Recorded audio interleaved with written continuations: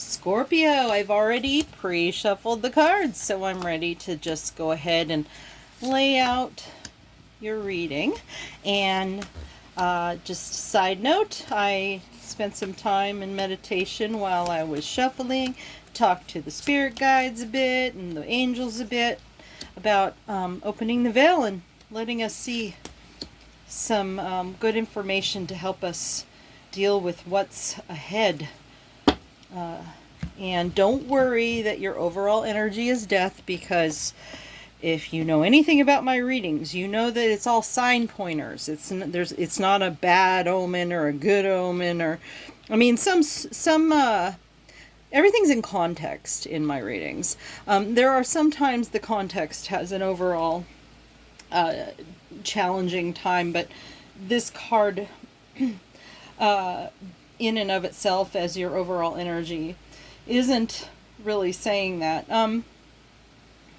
You could be working simply in some energy that you normally don't, and it's as simple as that.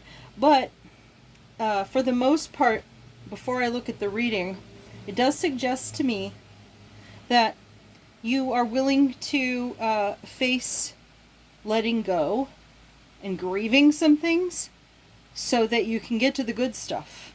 And that's good, okay? All right. That's what I'm seeing here. Now, it's never fun. The grieving process, which if you've never really actually Googled it and actually looked at the actual steps, I highly recommend it. The grieving process is no joke. But if you're willing to do it, then you can kind of face down anything in your life, okay?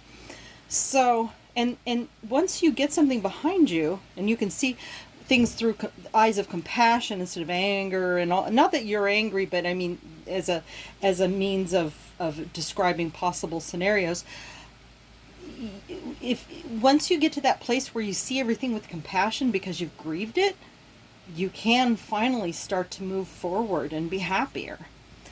So I see you here. You want to take some action in your life. So I think you might already be at that point in your grieving process where you're starting to move forward. You have learned some heavy lessons, and I think that you know that I think this is more about your person.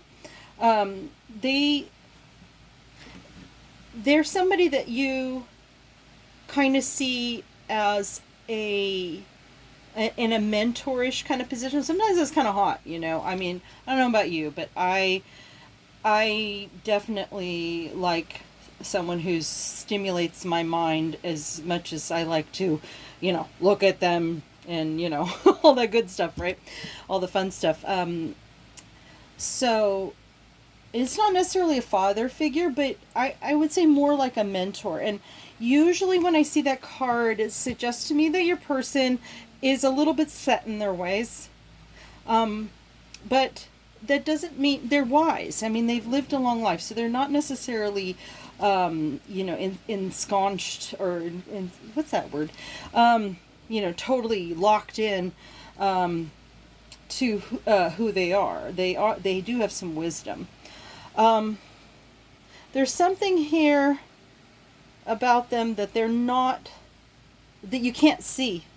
It's not that they're not telling you or showing you, but you're having a hard time seeing it. You are willing to look at things with, through the eyes of a child, with a childlike wonder. Look at this.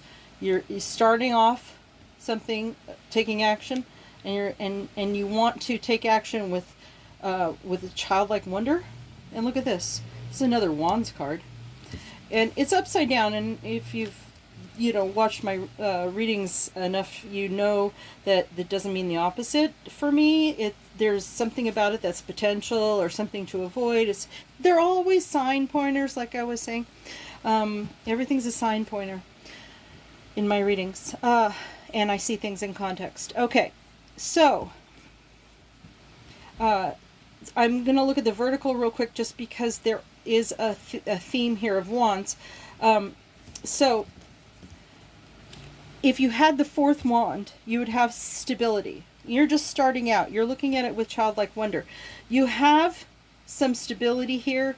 You know that you can be the third pillar, but there's this unknown factor that you don't know and you can't control, that the universe has say in. And you're willing to let life show you whatever that is. You're not trying to control it, but it is outside of you, because we can't control what's outside of us, right?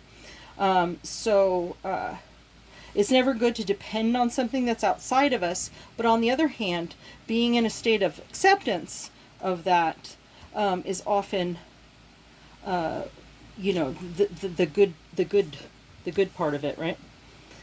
Okay, so you want to look at childlike wonder.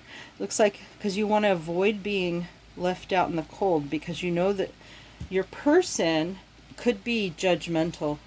So while you look up to your person, you don't quite understand them completely. They're a little hazy to you.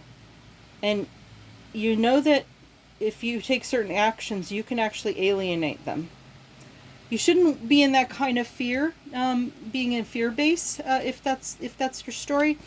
But it's understandable. You know, you're dealing with somebody with a strong personality. But I want to remind you about what I was saying about the Emperor. They're wise, right? They've lived a lot of life, so they're probably not, for the same reason that you worry about that, they probably won't, right?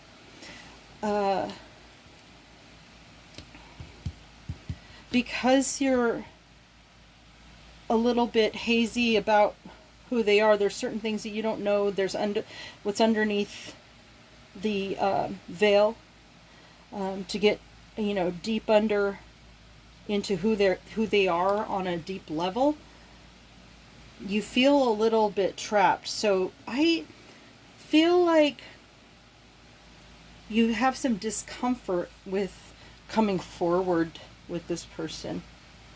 You want them in your life, or you wouldn't be here. You want to look. You're taking action, but on the other hand, you're stifled by the fact that you're worried about what you're investing in. So you're a little bit paralyzed by that.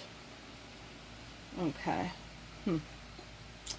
Well, we have the Hermit here, which I don't know if I've talked about this in your readings before, Scorpio, but in the month of November, it looks like your person is dealing with something that they themselves don't quite understand yet, or you have a concern that that's happening. And